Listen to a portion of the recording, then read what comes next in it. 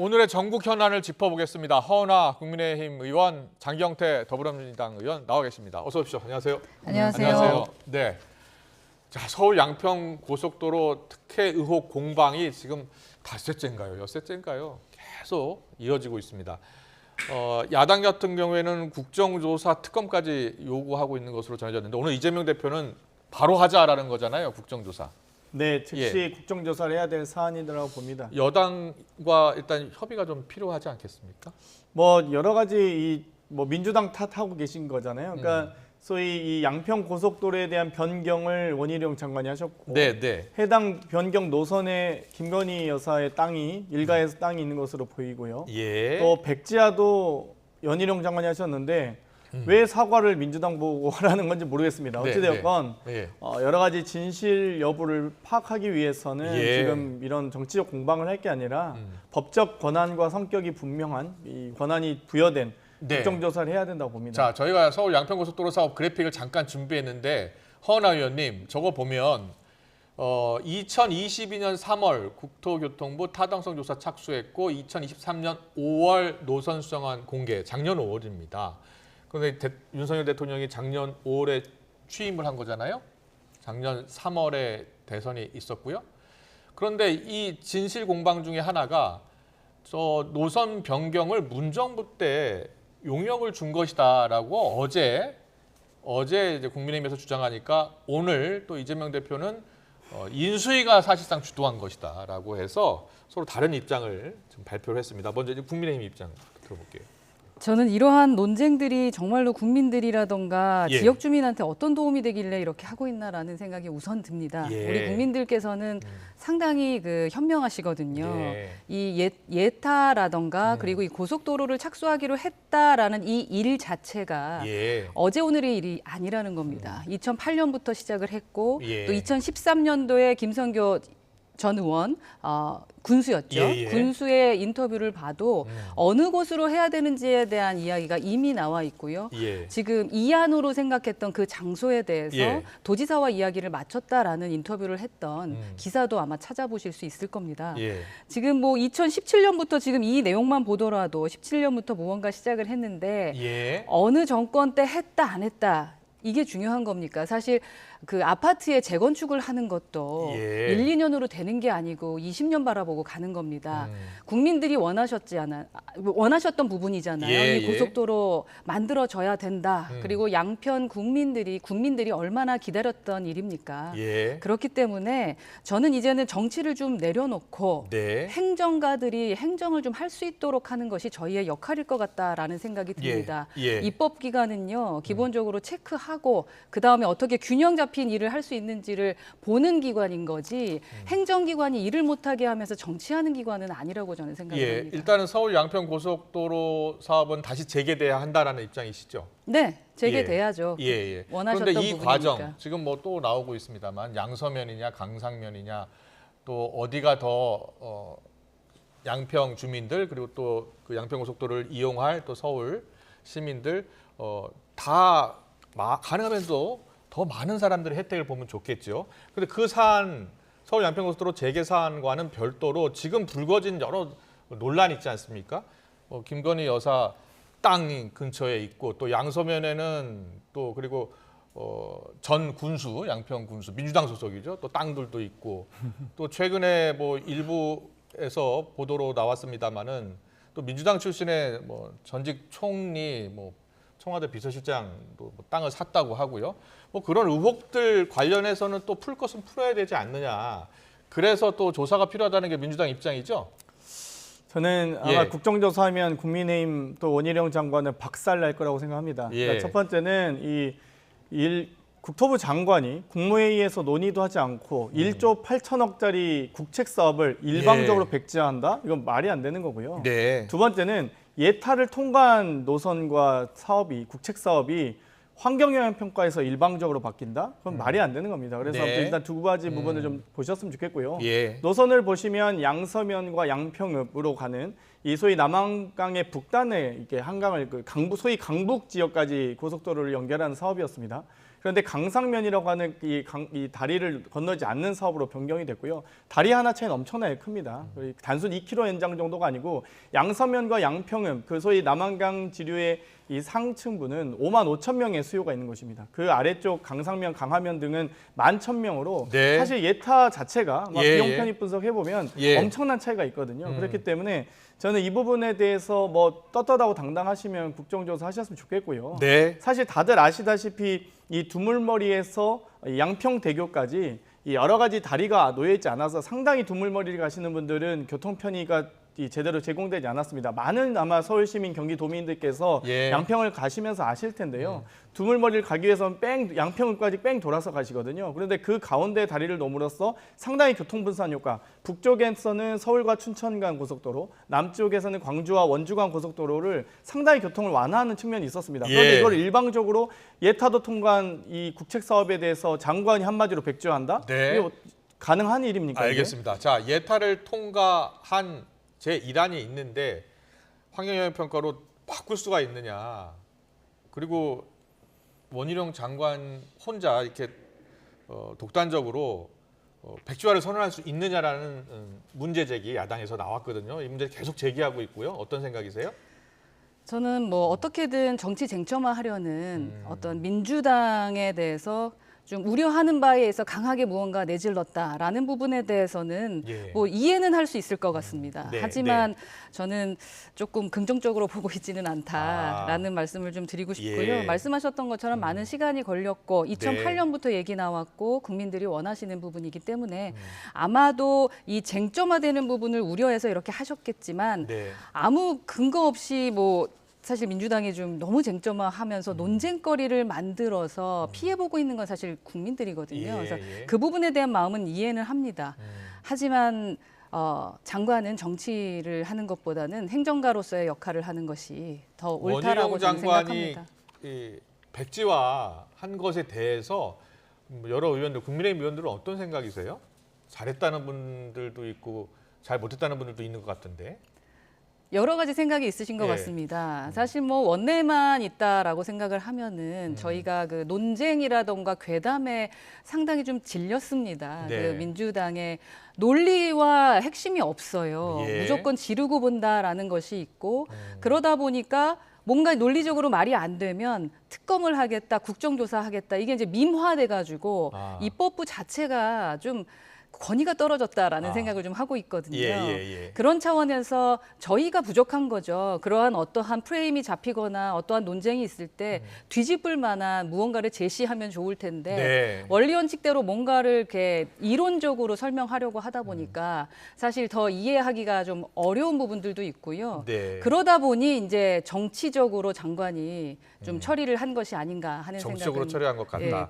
생각이 듭니다. 천하람 순천갑 당협위원장이죠. 국민의힘. 원희룡 장관의 백지화 결정이 잘못이다라는 의견을 냈는데 원희룡 장관이 페이스북에 이재명 대표 공개 토론장으로 나왔으면 좋겠다라고 또 이야기를 했더라고요. 원희룡 장관님은 이재명 대표랑 토론하실 게 아니라 저랑 토론하셔도 제가 충분히 상대해드릴 수 있고요. 부디 여러 방송사의 백분 토론 등에 국민의 의원님들 부디 나와주시기 바랍니다. 제가 하나하나 지적해드리겠습니다.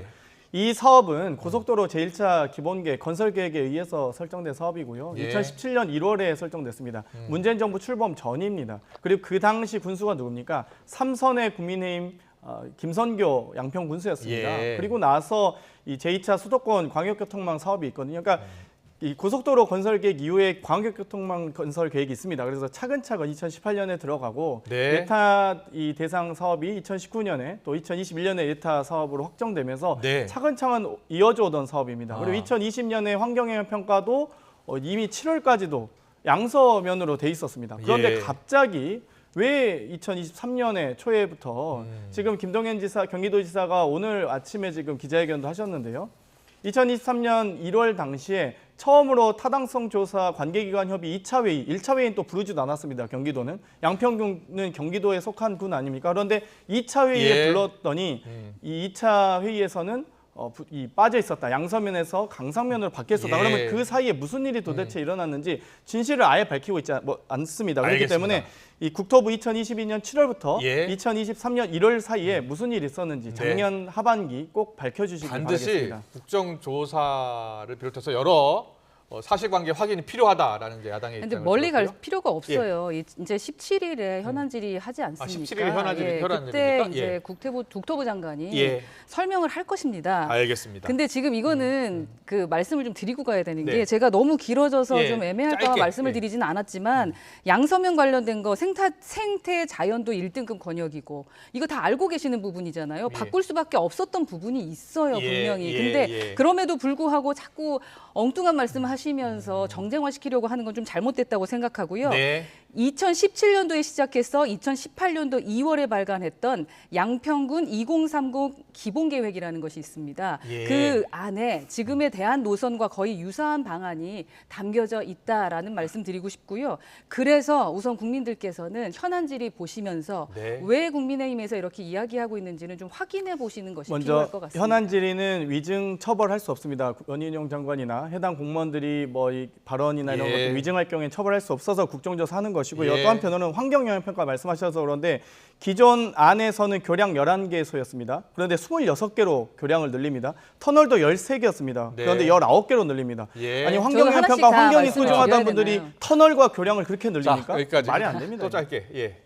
기본적으로 절차를 저희가 보면 되는 거거든요. 절차상 우리가 규제는 견제를 해야죠. 견제하는 상황에서 회의록이 있고 지금 2008년부터 지금까지 어떻게 걸어왔는지 하나하나 살피면 사실 민주당이 할 말이 없어요. 그 자료를 꼭 제출하시기 바랍니다. 저희 자료 요구해놨으니까요. 자료 다 오픈되어 있지 자료를 않습니까? 공개를 안 하니까 다 열어보면 알 수 있는 회의록을. 예타 자료부터 공개하십시오. 알겠습니다. 그렇게 가짜 뉴스를 자꾸 말씀하지 마시라는 말씀입니다. 선동이 필요한 자리가 아니지 서울 않습니까? 양평 고속도로 이슈는 내일도 계속되니까요. 여기까지 듣고요. 자, 명락 회동. 자, 보겠습니다.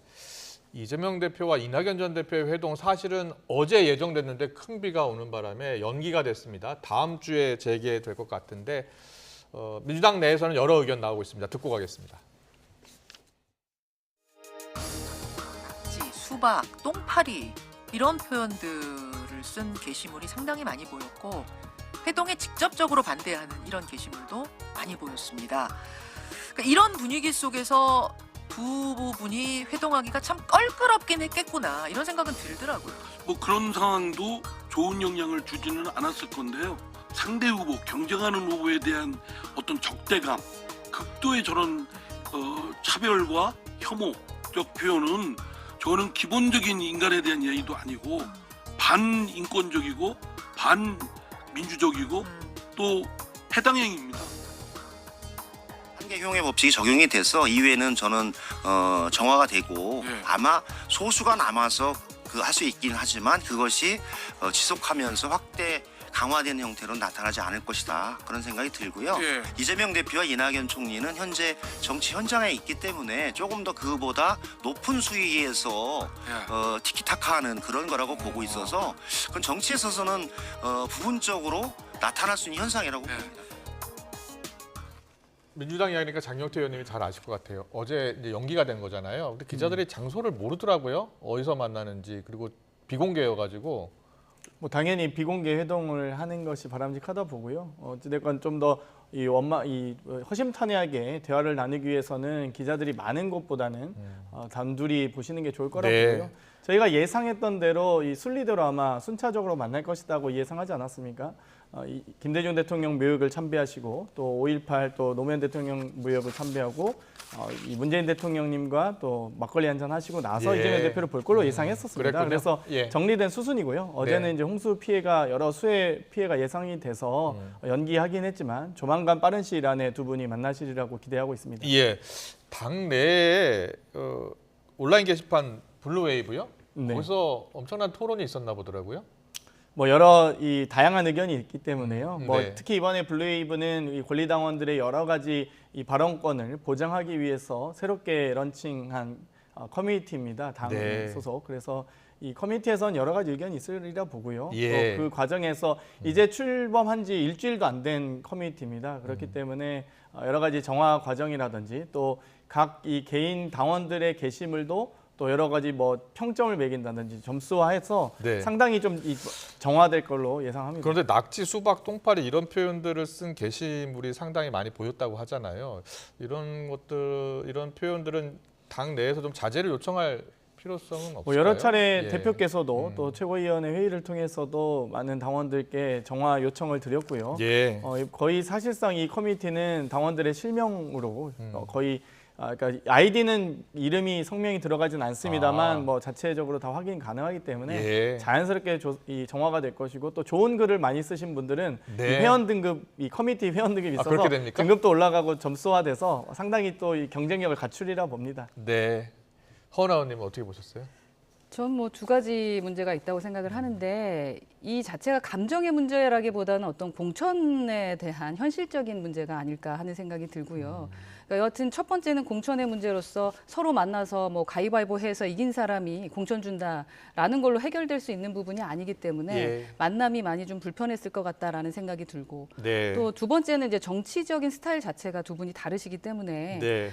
사실 그 상당히 큰 괴리들이 있었던 걸로 알고 있고요. 네. 친명계와 또 친낙계 예. 끼리의 그 싸움, 뭐 수박 전쟁이든 지금 또 지역에 가서도 서로 전쟁을 지금 하고 있는 것으로 알고 있습니다. 예. 그래서 두 분의 간극이 그냥 뭐 지지하시는 분들의 저러한 뭐 발언들이 훌륭하진 못하죠. 사실 저렇게 보이는 것이 민주당에는 이득이 되지는 않을 것 같습니다만 이렇게까지 되는 데에는 예. 분명 둘만의 관계만의 문제는 아닌 것 같다라고 생각합니다. 알겠습니다. 후쿠시마 오염수 문제 다뤄보겠습니다. 오늘 한일 정상회담이 예정돼 있습니다. 후쿠시마 오염수 문제가 논의될 것 같은데 이와 관련해서 여러 이야기 나오고 있는데 먼저 여야 목소리 듣고서 대담 이어가겠습니다. 책임이 있는 고민의 결과는 이미 문재인 정부 시절에 다 결론을 내려놓았었습니다. IAEA 같은 국제기구의 검증을 받으라는 것이고 그와 같은 절차에 따라서 방류하게 된다면 문재인 정부 시절에도 그에 대해서는 이의가 없다고 하는 이미 입장을 밝힌 바와 똑같습니다. 분명한 원리에 따라서 지금 절차가 진행되는 것이라는 점을 이해하시면 좋을 것 같습니다.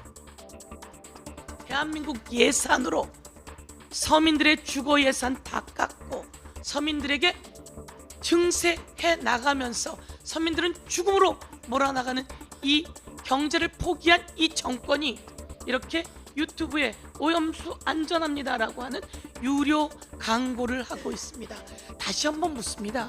이렇게 안전하면 왜 일본이 일본 땅에 두지 이렇게 무리한 방류를 하는 겁니까? 민주당 같은 경우 박홍 원내대표가 오염수 방류 보류를 한일 정상이 합의를 했으면 좋겠다. 어제도 그랬고 오늘도 그랬고요. 그리고 오늘 서영고 최고위원은 유튜브 광고 이야기를 하던데 어떤 내용이에요?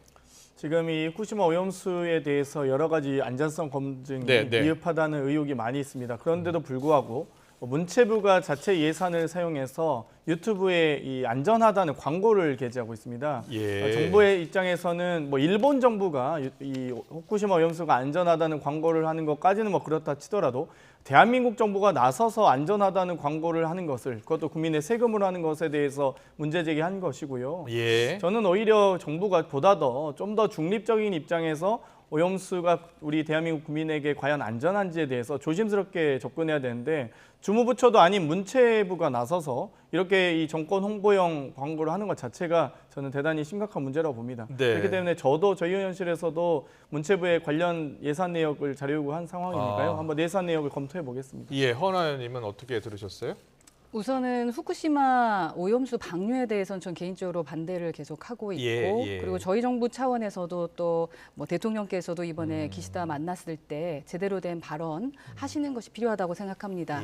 왜냐하면 그래야만 실제로 문제가 생겼을 때 저희가 일본에 대해서 압박을 가할 수 있고 어떠한 문제들을 해결해 나갈 수 있다고 생각을 합니다. 어떤 요구가 있어야 된다고 생각하세요? 기본적으로 지금은 그렇습니다. 저희가 여러 번 얘기를 하면서 방류하지 마라라고 이야기하고 있지만 일본의 시기에는 이미 똑딱똑딱 지나가고 있습니다. 그래서 7월 말에 방류를 하겠다는 거 아니겠습니까?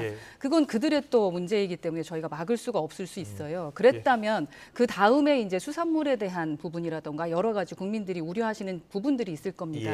그러한 부분은 저희가 수입할 수 없다라는 거죠. 그래서 저는 오염수의 이 방류 대응에 대해서 어떻게 우리가 접근해야 되느냐라는 부분에 있어서 방류 반대는 제가 여러 번 말씀드렸지만 2020년, 21년 4월에 결정이 됐을 때부터 예. 저희 당에서 반대 많이 했었고 그 후에 이제 민주당도 반대를 하고 있잖아요. 예. 하지만 반대를 함에도 불구하고 그들이 방류수를 흘려보낸다면 예. 그 다음에 우리가 어떻게 할까를 생각하면서 대안을 마련하는 것이 여당과 정부의 역할이라고 생각을 합니다. 알겠습니다. 그래서 그러한 차원이라고 좀 생각해 주셨으면 좋겠고 예. 기존에 아니면 말고식의 법안 통과, 임대법 3차 임대차 3차법이라던가 여러 가지 법안들 문제됐을 때 그냥 아니고 말고 식으로 막 진행을 해버렸잖아요, 민주당이. 네. 그리고 나서 피해 보는 건 국민이었습니다. 일본 수산물 그래서 금지 조치는 일본이- 박근혜 정부에서 하셨습니다. 예, 네. 일본이 일본 수산물 관련된 것은 문재인 정부 때 21년 4월에 결정이 됐었습니다. 예. 그래서 여하튼